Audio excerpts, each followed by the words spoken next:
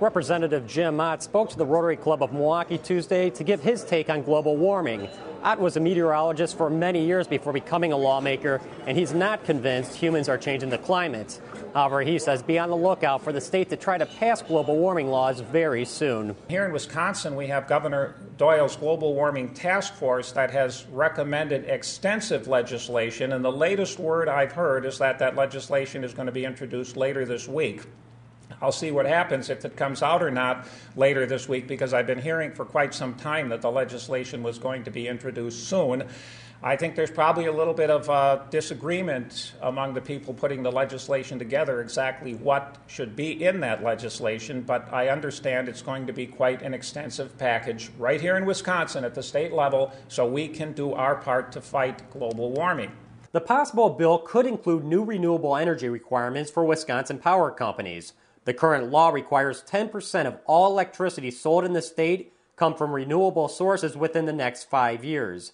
The new standard could require 25% by 2025. Also, there are plans to implement a regional cap-and-trade program if the federal version fails. If you ever have a chance and just want to look at what's in the Global Warming Task Force, it's 232 pages of extensive recommendations for legislation. The DNR has already hired a global warming coordinator to help implement the legislation. In the end, Ott says these state laws would do practically nothing to influence global climate, but they could have a profound effect on Wisconsin's economy. The effects of climate change legislation on our economy is going to be higher energy prices, higher electric prices certainly. Other prices will rise. Manufacturing concerns will have to pay more for electricity. That's going to affect their bottom line. They're going to pass those costs on to the consumers.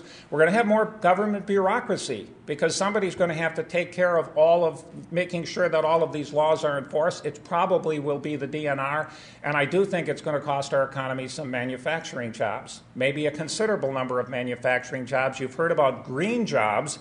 I'm not so convinced that a number of green jobs are going to offset the lost jobs in manufacturing. I mean, you can only need so many windmill repairmen.